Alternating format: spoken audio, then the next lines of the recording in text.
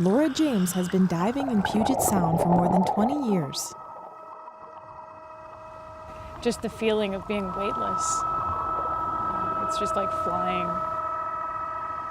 The animals are fantastic and so different than anything you'll ever see up here on the surface. It's kind of like going into Wonderland.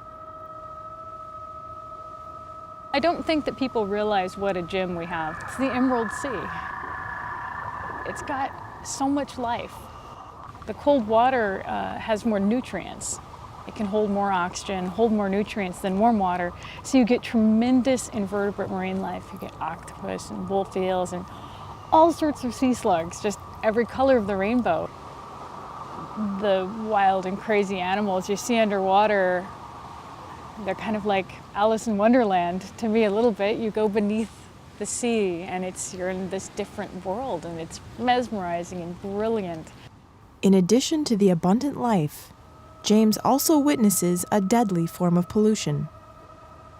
We'd swim along and we'd see this decaying swath, black and dead leaves and like garbage, bubblegum wrappers and the straws, like stir straws from coffee and coffee cup lids, and very random things. And I didn't understand what I was seeing. One day she came across something in the water that has haunted her ever since. We were coming up the slope and I saw what looked like a piling, and it was this big black column. And as we got closer, I realized that it was actually a storm outfall. And it was so full of road grime and who knows what, that it was just black. And it was just billowing and billowing, and it just doesn't stop. When I saw that stuff flowing into Puget Sound, I was just like, what is in this? And of course went home and I started looking it up on the internet. I'm like, what's in stormwater? And I'm like, we don't want that there. Stormwater is a toxic cocktail of sediment, grease, tire wear, and any litter small enough to slip into storm drains. And that's just what you can see. There's much more we can't see.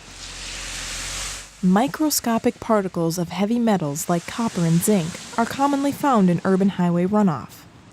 There's also oil and petroleum-based hydrocarbons.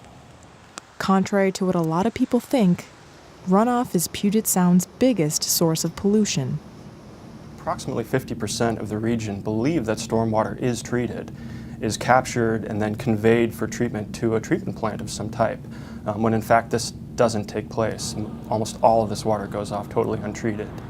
Throughout the United States, so much land has been paved over that the total amount of impervious surfaces would cover an area the size of Ohio.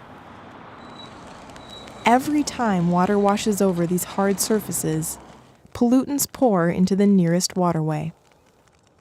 All these impervious surfaces means that water can't get through them, whereas if it rains in the forest, the water hits the ground and then very slowly seeps into the soil, and the soil acts like a sponge. It slows down the water, it cleans the water out, it filters it. And obviously an impervious surface like pavement just doesn't do that at all. Jennifer McIntyre is leading a team that's studying how polluted runoff impacts aquatic animals. The team recently collected runoff from a highway in Seattle and trucked it down to the Washington Stormwater Center. It's one of the only facilities in the world that's conducting cutting-edge research on what's known as green stormwater infrastructure. Green stormwater infrastructure is building stormwater control structures that more closely mimic natural settings. Things like rain gardens, bioswales, green roofs. These are developing facilities or things that help improve water quality that are trying to mimic those natural filtration aspects of water infiltrating into the ground or flowing through vegetation. Around the Northwest and across the country, new rules are being written that would require cities and counties to adopt green stormwater methods.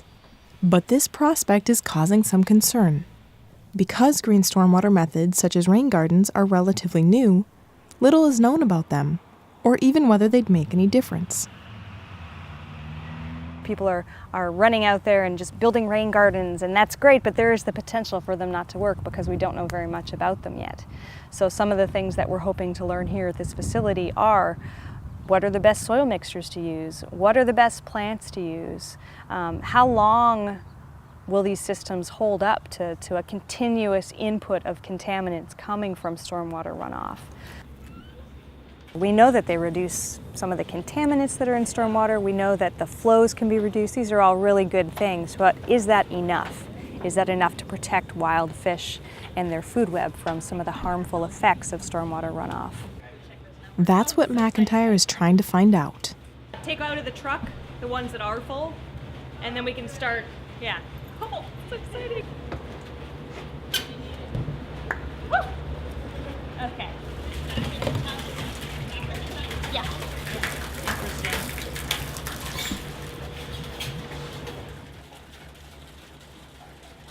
Once all the stormwater was mixed and samples were taken, the team filtered half the water through soil columns that mimic what happens in a rain garden.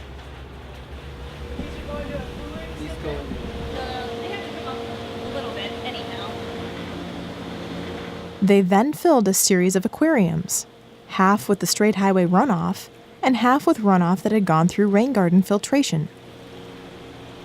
And each aquarium got 10 juvenile coho salmon, and then pretty much we waited to see what would happen.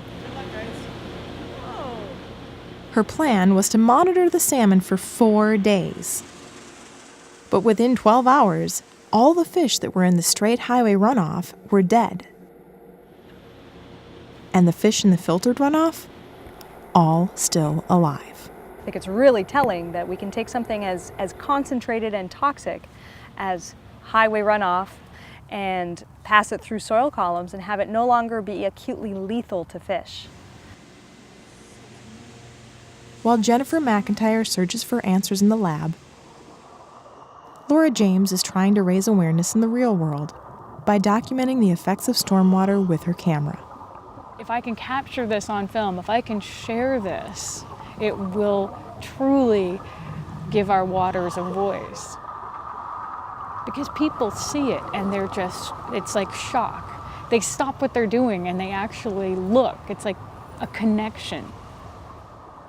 I see Puget Sound and our oceans as a reflection of us. They're a reflection of our humanity.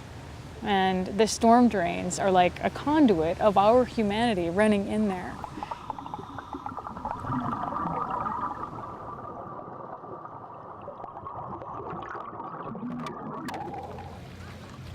It's everybody's problem and it's everybody's solution. We can't expect the government or the nonprofits or all these other entities, we can't expect them to fix it for us.